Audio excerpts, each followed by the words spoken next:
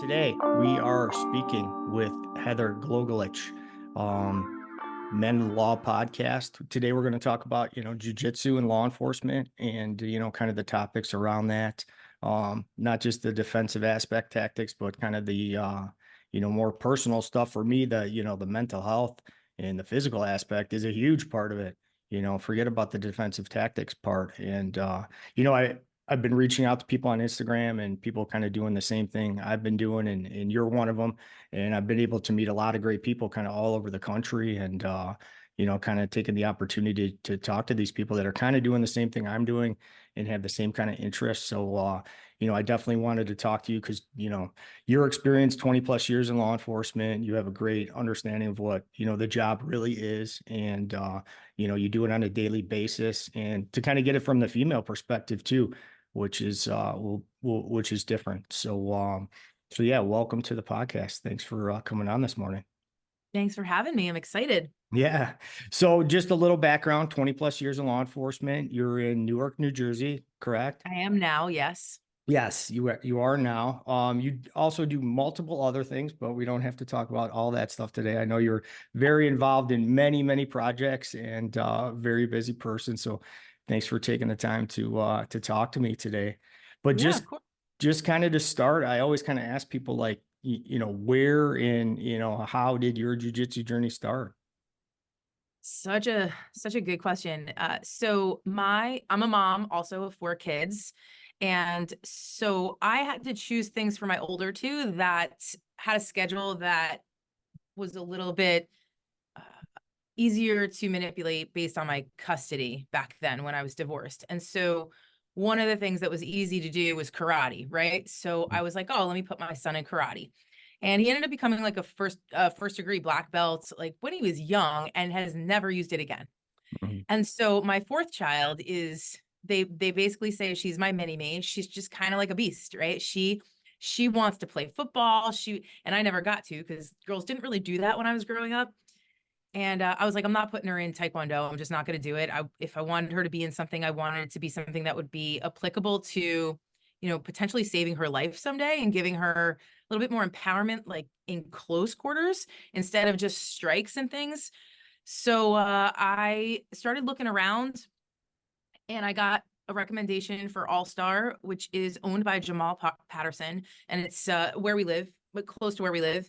And I took her for a 1 week free trial, and she just loved it. And at that time, we were starting to implement in New Jersey based on Attorney General guidelines and training requirements in the state that we were going to have to start incorporating defensive tactics in our annual training as mandatory, which I think is incredible. The agency I was with was already doing it at least once a year, and you would see the same people get super nervous about it, right? Like, oh my gosh, I have to be in shape. Or for me, it was like, I'm the girl. And if I don't show up and kick these guys' asses, I'm going to look weak.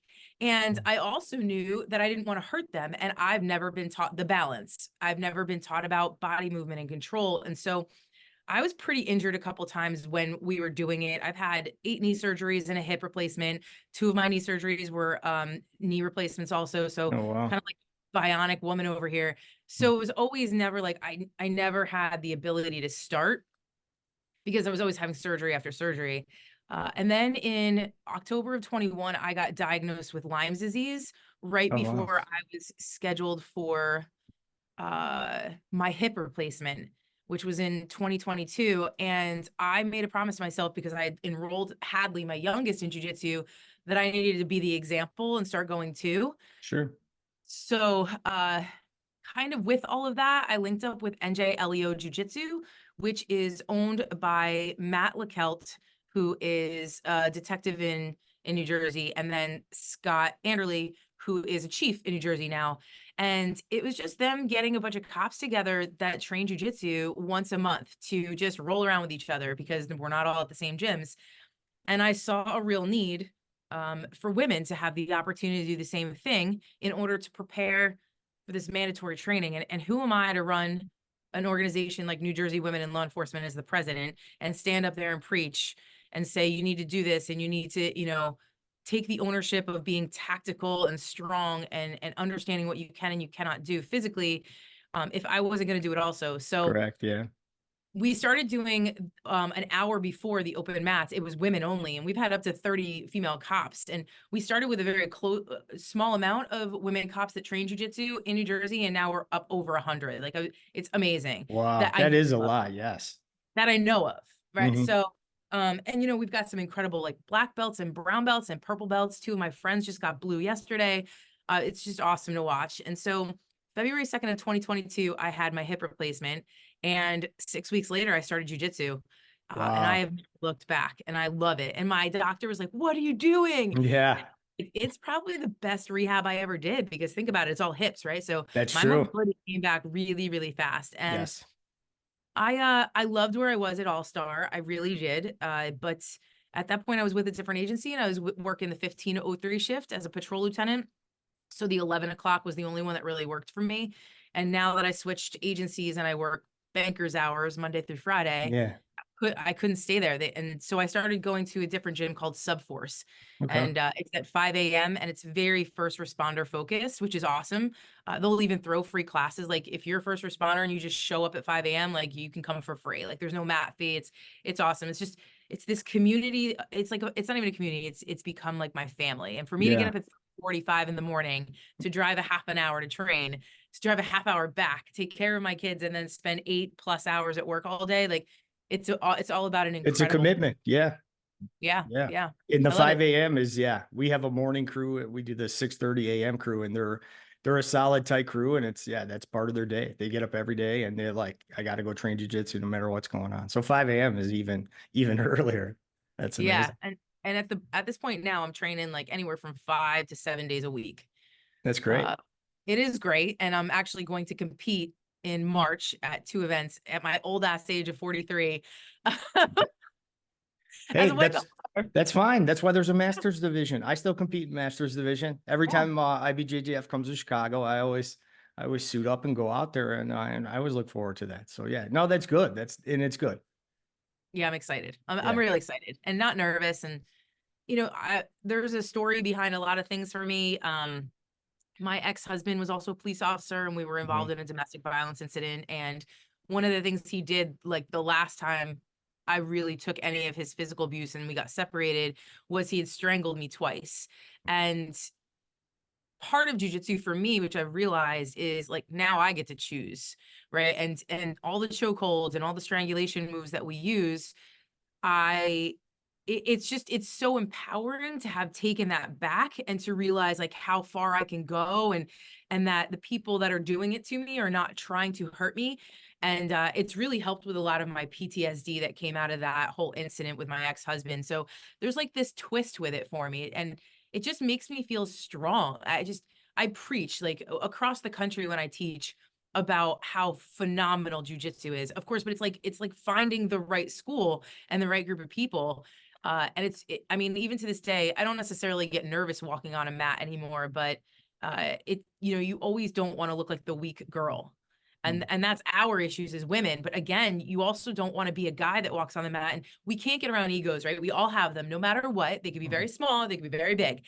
Yeah. But no matter what, you're still a human, and you don't want to be embarrassed, and you don't want to feel less than. And by putting yourself on the mat, it's one of the most vulnerable things you can do. And Absolutely. it's absolutely incredible. Like you spoke about the mental health aspect of it. And I'm telling you, like the difference in the way that I police, the difference in the way that I love my kids, the way that I love my husband, the way I love myself, and just the ability to feel like I can handle a lot more situations physically, but I never have had to since, because there's this confidence when I walk on scene where I just take control of it, and my words and my movements and my body posture and the way I look and the way I call people out on their movements. It's been advanced and incredible, and because of jujitsu. Yeah. No, I totally agree. And yeah, a lot of kind of big statements you said in there too. And like you said, the people ask me all the time, like, oh, have you had to use it on the street? And I say, yeah, in a couple of situations where they escalated, but a lot of it is the small things, being able to kind of just see what I'm going to do next. If the situation starts to get out of hand, you could use some techniques that kind of de-escalate the situation even before it gets out of hand. And that's all Yeah. based on jujitsu.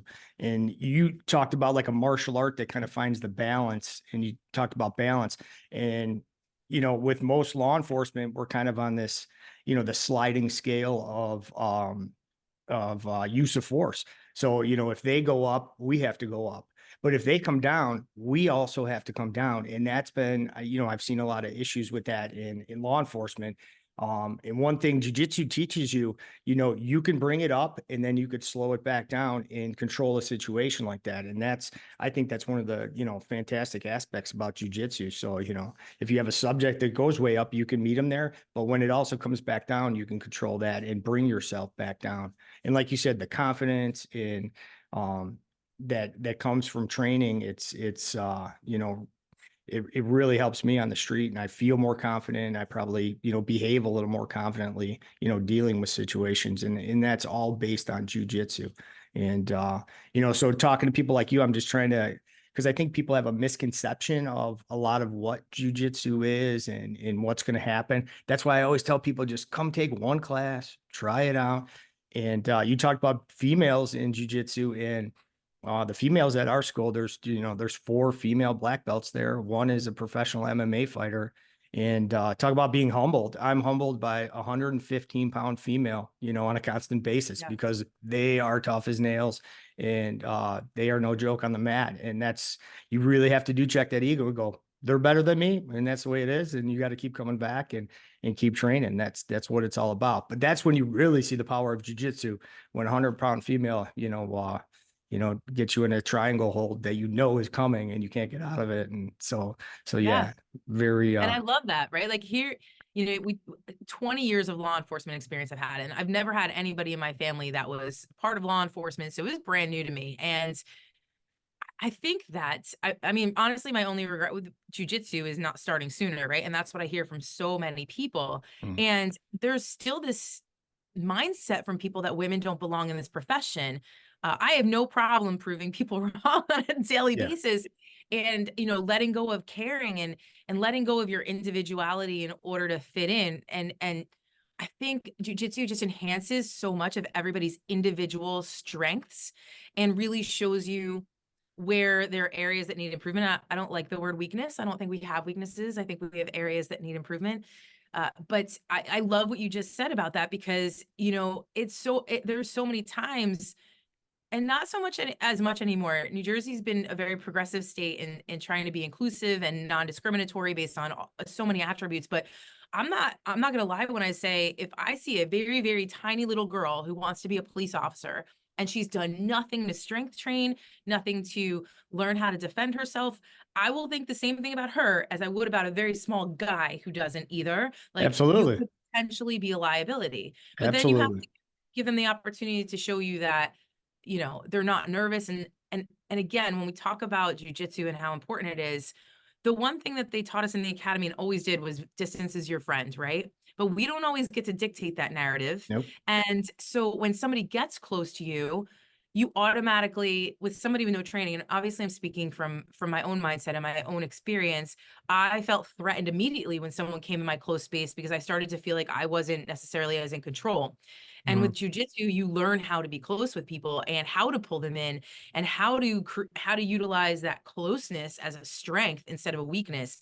And no matter how much you don't like working or touching people, like it's necessary. I mean, people are not going to want to always go, cooperatively when they're being placed under arrest. And if you never have to arrest anybody or go hands on with anybody in your entire career, God bless you. Mhm. But I ended up leading my agency in use of force one year, and it was prior to me even training, and I was a sergeant, right? Right. Every drunk girl just wanted to fight me, like Yeah. every drunk girl. And they were crazy, and they You were had that target on you where you had all those calls, right? Yeah, it just it's happens like sometimes. every single Mhm. time. And I'd show up on scene and the guys are like, well, I mean, she's little. I don't want to put my hands on her. I'm like, she's out of control. She's in, let's Right. go. She's under arrest. And then they're like, go ahead, Sarge. I'm like, oh, great. Here we go. So yeah. And when I say lead, it wasn't like it was, 500 use of force, but it was, I think I had 8 that year, which was a lot. Right. Right. So for our agency, for one person. But I just love it. I love the details. I love what you said about, her being a black belt and coming in and humbling you, because that's the one thing, like, jujitsu always has a level playing field. Even if you walk on and you may go up against a brown belt as a black belt, and that brown belt can still like take you, Sure. right? It's all about your training and your movements that day and being in the flow of things. And Mhm. that it's so empowering and I love it. And I could sit here all day and talk about jujitsu. Yeah, we absolutely could. But you talked about ego too, and I think I started a fundamental class on Friday nights. It's law enforcement only. I really want to get people to kind of train, 2 days a week, fundamental jujitsu, and then on the third day, which is Friday night tonight, come and take just some law enforcement specific stuff. We kind of take the best, aspects of, jujitsu that work for law enforcement, and our end goal is subject control and handcuffing. And when we go over handcuffing again, it's like one of those things you have to practice too. Handcuffing is not an easy thing to do. And if you don't have somebody under control, you're not going to get handcuffs on them properly or get them in handcuffs at all. And so it's been interesting to kind of see, that and just go over stuff because most of us haven't done it since the academy, and we forget a lot of the basic details in the basic things that go along with it. So it's been an interesting journey, but I think um, I thought I would have a lot more officers kind of coming in the first year. It's almost been a year since I started the program. We have a good solid crew of about 8 to 10. And but yeah, it's not like people are pounding down the door to, come do jujitsu. But I think it's a slow process, and it's just about getting the word out there and kind of getting rid of some of the misconceptions about jujitsu. But, in law enforcement, you're going to have to, deal with some things. And if you're not prepared for them, it could be a serious problem. And jujitsu can give you, a lot of options and a lot more confidence as a law enforcement officer. And I don't think you can kind of wait for departments to do it either. I know in New Jersey, you do have some stuff going on where it's, kind of law enforcement based, and the departments have gotten involved.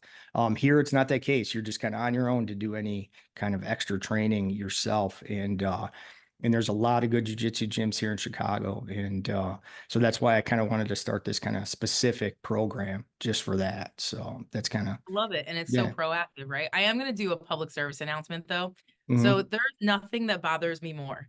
And I'm just going to put it out here is Okay. when I'm dealing with someone and they have me in, like either they're in mounts or they have me all tied up and they're like, you're in law enforcement, aren't you? And I'm like, yeah. They're like, well, what are you going to do if this is the street? And I'm Right, like, right. Yes, we I just hate have that. like I Yes. understand what you're trying to say, but if Hmm. we were on the street, I'm gonna do whatever I have to do. Right, Like I'm here trying to learn jujitsu. I'm not trying to kill you because if I right. have to, I will. I will Mhm. bite your face. Like Yes, exactly. I'm Right. not gonna do that. So for anybody listening to this, whenever you roll with anybody, I don't care if it's a girl or a guy, and they're a cop or they're whatever, or maybe you're doing a self-defense class for women, and they're like, "What are you gonna do if a guy's between your legs? How are you gonna stop fighting?" Like, Mhm.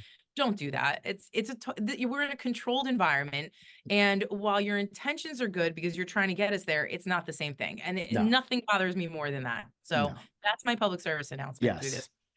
Yeah. Don't do that. It's not good. Don't do Yeah, that. I've Not had people I've trained with too, like, oh, you're on your back. I got you in a bad position. You're supposed to be the police. And it's like, so I think, yeah, they just need to keep it just, basic jujitsu and just keep training, and no matter who you're training with. And, but that is kind of the funny thing. You get all kinds of people in jujitsu, there's, yeah. it runs the gamut, and from law enforcement to kind of everything else. And, I just kind of assumed that, once I started, there was going to be like more training involved as, police, but it's not really there. It's really individual stuff. And what kind of that kind of got me to the question, like what kind of made you think like, well, I'm going to step up and kind of start promoting this stuff and kind of take that kind of to the next level more of because a lot of like officers like just kind of do their own thing and be like, well, I don't want to be the one to step up and promote things and get involved. But you're definitely different than that. You've got you know some other things going on. So what made you decide to kind of as a police officer to kind of step up, get involved, and be, kind of that voice? Well, so I hold the role of president of New Jersey Women in Law Enforcement. Right. And with Jersey turning to make defensive tactics mandatory, I knew that there were the majority of women and probably men aren't going to be comfortable with, their captain mounting them Mhm. or, like that the jerk on the squad or the girl on the squad that's the mean girl, like rolling around. And so I wanted to give them an opportunity where we could come together as women so they could start out and getting a little bit more comfortable and know some basic moves. So when they went on the mats and they had to show some skill level, they weren't ignorant to what they could do, and they had a baseline to work off of, and to start to really understand that, you know, this is a career that is like a marriage, and at some point you have to get divorced, right? Mm. And you don't always get to choose when that divorce happens. And why give it the chance to be a use of force incident where someone controls you and takes you over, or you know, losing in an IA and a use of force civil suit because you didn't know how to handle a subject. So I just really wanted to empower the women in this state to understand that they are in power, right? There's so many stigmas with women in policing, and we can't just depend on everybody else to let go of them. Like, we have to take accountability for changing the stigmas as well. And that's not going to be just sitting behind a desk or getting in a patrol car and those things, right? Like, the excuse of it's hard to lose the weight after you have a baby is valid, but it doesn't mean it can't be done.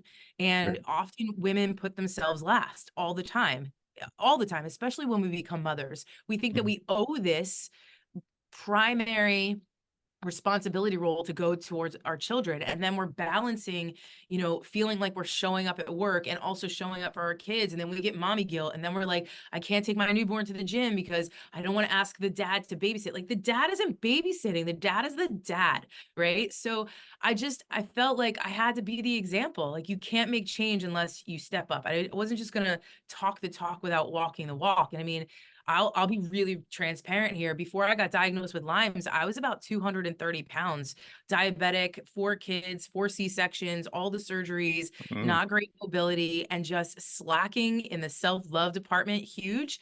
And everything I did, I could not lose weight. And I tried everything. Finally, when they diagnosed me with Lyme's and I really started to get my body to work the way it was supposed to, the weight has come off. But and getting my hip replacement and jujitsu has really helped. I mean, I'm down to 176 now, in 2 years. And the strength that comes along with it that I didn't even know I had, I'm in better shape now at 43 years old than I've been even when I came out of the police academy. I was emaciated when I came out of the police Mhm. academy. But yeah, I mean, my why is just so profound because it involves so many things. Like, I want people to have the ability to feel comfortable being able to save their own life in more ways than one, not just physically, but also mentally. Like, if you do this for the right reasons and the right way, and you allow those humble moments to come in.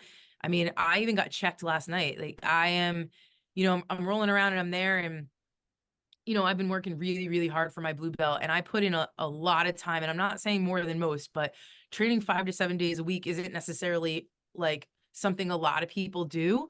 Mm. You know, 3 days a week is awesome, right? Like, that's like the goal.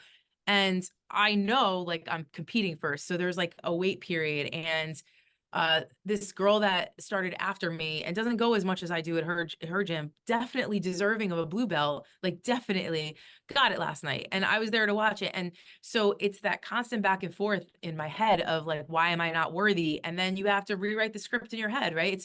And that's what we have to do on a daily basis. We can't just let intrusive thoughts take over how our mindset is. And so I said, I'm like, what, like, to myself, I'm like, that's just, you know, the goal is black belt. But then Savarese, who owns a studio here, he was our guest instructor last night, and he made this comment that was just so perfect. He's like, if you keep going black belt, it'll be the longest belt that you have. So why rush the journey? And I Mhm. was like, oh God, I love that so much. And it really just put me in a gut check, right? Like, you have to, and as a captain of a police department, you know, and as you move through the ranks or you have more time on the job, there's this automatic feeling of that you should know everything in order to help your people. Right. And and like, this is just the greatest equalizer to remind me, like, I don't know shit. Mm. So It's it's just true. like brings you Yeah. back down when you need it. And that, you know, Yeah. again, I could just go on and on, but I just think it's important to be the example and be the change that this, not just the profession needs, but that women need. I just, the mindset of putting everybody else first has gone, because if my cup is empty, I can't fill up anybody else's. And so if you had my kids and my husband on this podcast and you ask them who's the most important person in your mom's life, they would all tell you, I'm my own important person. And I make sure that they're their own most important person for them too. Sure. So And to be there for everybody else and to do all these things that you're doing for other people, you have to take care of yourself first. And you have to take care of yourself and set the example and take that time for yourself. It's just, you couldn't do that if you're sick or you're injured and you're not feeling well and you're not taking care of yourself properly. So it's kind of being selfish, but really it isn't. Um, Yeah. you're able to do all those things, and jujitsu helps you to accomplish those. And you talked about the belt system. I've seen it, many a time. I'm a brown belt, 3-stripe, and I never thought I'd even pass blue belt. So That's so exciting. all I did was You're keep so showing up. close. And I'm so close, but guess what? The more I train and the longer I've been doing this, it's been 10 plus years, and black belt is not the finish line. It's like, for me, it's just the beginning. And if it does come one day, which it might, it's still very much just the beginning, because there's so much more I want to do on this jujitsu journey. It's taken me to so many different places and so much. And I'm sitting on a podcast right now talking about jujitsu. Yeah. And I'm more of an introvert too. My wife's like, "You're an introvert. You're starting a podcast. You're crazy." Like, but I do like to talk about jujitsu and certain topics, and this is where I can, kind of do those things. And it's kind of my wheelhouse. So, but yeah, don't worry about the belts. The belts will come. It's, make it I always say, make it about the journey. There is no finish line in jujitsu. There's always learning. There's always getting better. And I've my instructors, Andre Terencio and Hanette Stack, both black belts from Brazil, from Rio, and they've been training, 30 plus years since they were little kids. And they're still on the mats every day, willing to learn, willing to give back, and willing to kind of share, their jujitsu experience. And that's kind of what I came in. I was like, they've shared this great thing with me, and I want to, share it with somebody else and, help change people's lives. And even if it's just in a small way, our class isn't huge right now, but everybody that's in our class on Friday nights is like, "I love jujitsu. I love the class you got. It's been awesome. It's helped me on the street. Oh, I used, a reverse Kimura to, slow this guy down until backup got there." And just those little things. I'm like, you know what? I am doing the right thing. I'm going to keep on this path. And it's definitely all because of jujitsu. And So just learning to yeah, breathe, go. right? Like breathe. Oh yeah, learning to breathe, learning to be Huge. calm. When you get into a fight, any kind of fight, you're going to have fight or flight. It's just there. It's human nature. And that's what, they call the spazzy white belt. What that is your body is saying, "I'm in danger. I need to do something." And all those, things happen to your body. So in jujitsu, you learn to stay calm, relax, breathe. But that takes, time over and over and over again, being in those situations. So when it does happen on the street and you kind of click into, that kind of fight or flight mode, you're going to go into, some of the reactions from jujitsu, because this is what you train.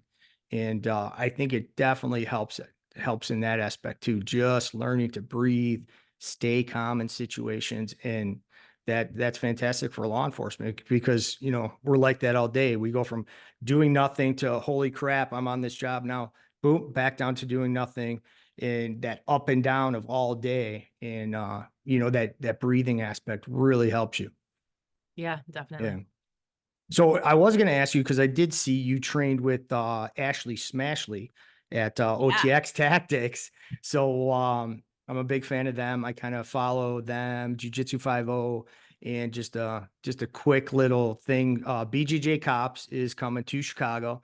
He's going to be at Brazil 021 Chicago, April 13th from 1 to 5. So if you're a law enforcement in the Chicagoland area, BJJ Cops, Brazil 021. He's going to be there from 1 to 5, April 13th. Check it out if you're in the law enforcement area, in the Chicago area. Come check us out. But very similar to kind of what we're doing. Like, she's a, police officer, MMA fighter, and, she has this class kind of geared towards law enforcement. So how was that?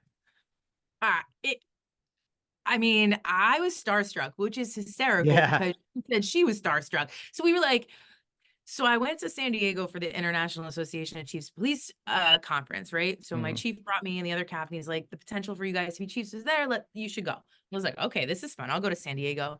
And I'm like, I can't believe I have to spend 6 days not training. Like that's where my head was. So But San Diego's like the mecca of jujitsu out there. It's huge. Yeah. Yeah. 100%. Yeah. So I followed her already and she was following me and she saw that I was in San Diego and she just DM'd me, totally slid into my DMs, right? And she's like, Hmm. hey, if you want to come train, I'm like, well, when are the classes? Because I had to go to classes while I was there. So here's a whole bunch of chiefs and people from around here and the people I work with, and they're having lunch, and I'm showing up out of an Uber, like sweating, disgusting, gross from jujitsu practice. And they're like, what are you doing? And Yeah. I was like, I gotta train.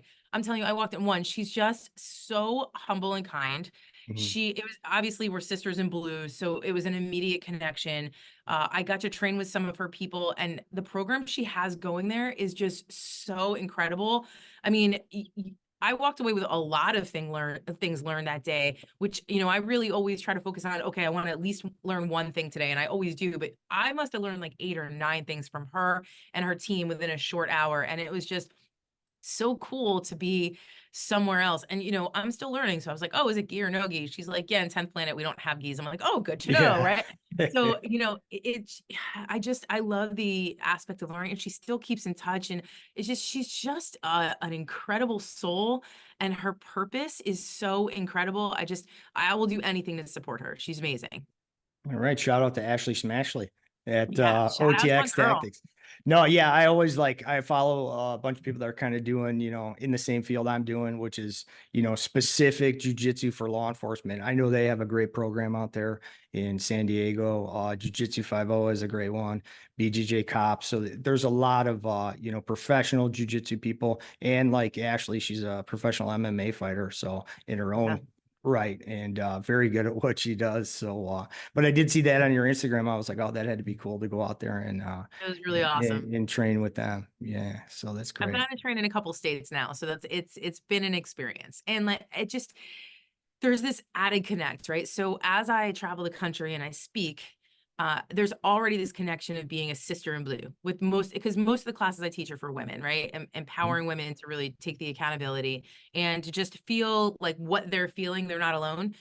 And then I always talk about training and I always bring up jujitsu. And so I have these friends that sometimes I've never even met or that I have met once. And we're constantly like, hey, I might go to this. Do you want to go? And then we like meet in Texas. Right. Or like, it's such an incredible community. And it's like, giving yourself up and being the most vulnerable you can with basic strangers because you all have the exact same goal of just being 1% better every time you step on the mat is just, it's a connection like no other. I mean, it's the most intimate way to be involved with somebody without being intimate with somebody, right? So there's this level of trust and this ability to understand like appropriateness Mhm.